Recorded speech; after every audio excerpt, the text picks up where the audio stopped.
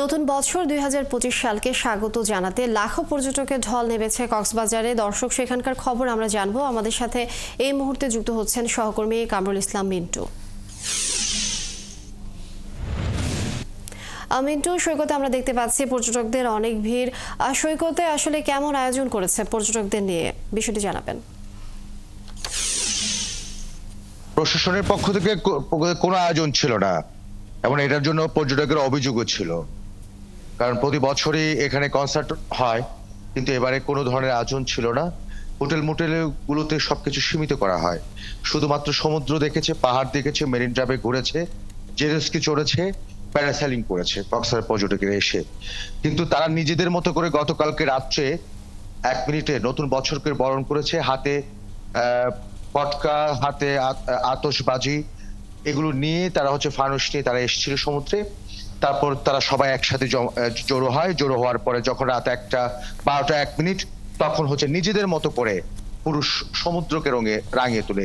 লক্ষ লক্ষ পর্যটক ছিল তখন, এবং এই পর্যটকদের আবেগকে বাধা দেয় প্রশাসন। মানে কোনোভাবেই যখন তারা উচ্ছ্বাস করছিল, উল্লাস করছিল, তখন প্রশাসনের পক্ষ থেকে বাধা দেয়নি, যদিও বা এটা নিষেধাজ্ঞা ছিল, উন্মুক্ত স্থানে কোনো উৎসব করা যাবে না। পর্যটকের সংখ্যা যদি বলি, প্রায় 2 লাখের মতো পর্যটক গতকালকে রাত্রে ছিল কক্সবাজারে। সকালটাই যদি বলি, সকালেও ধীরে ধীরে, আপনাকে সকালে যখন কথা বলছিলাম পর্যটক কম ছিল, এখন ধীরে ধীরে বাড়ছে, রোদ উঠছে, তাপ পড়ছে এবং ঠান্ডাটা কিছুটা কমছে, তাই জন্য পর্যটক আছে। এবং মোটেল কলেজের তথ্য অনুযায়ী আমরা যেটা পাই, আজকে কক্সবাজার 1.5 লাখের মতো পর্যটক অবস্থান করবে। আগামী 3 তারিখ পর্যন্ত এই অবস্থা বিরাজমান থাকবে, অব্যাহত থাকবে। অর্থাৎ এবং আইন শৃঙ্খলা বাহিনী থেকে শুরু করে সবাই পর্যটকদের নিরাপত্তায় কাজ করছে। এখনো পর্যন্ত দুর্ঘটনার কোনো খবর নেই। সাগরে গোসল করতে যে কোনো দুর্ঘটনায় পড়েছে সে ধরনের তথ্য আমাদের কাছে নেই। লাইফগার্ড সার্বক্ষণিক ভাবে কাজ করছে।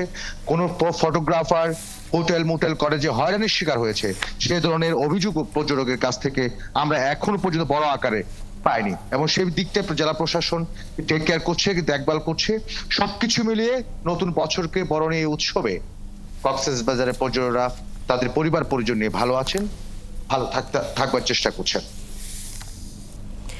কামরুল ইসলাম মিন্টু, ধন্যবাদ আপনাকে। আপনি যুক্ত থাকুন, আমরা আবারও এই বিষয়ে জানবো। দর্শক, কক্সবাজার থেকে সহকর্মী কামরুল ইসলাম মিন্টু যুক্ত ছিলেন আমাদের সঙ্গে।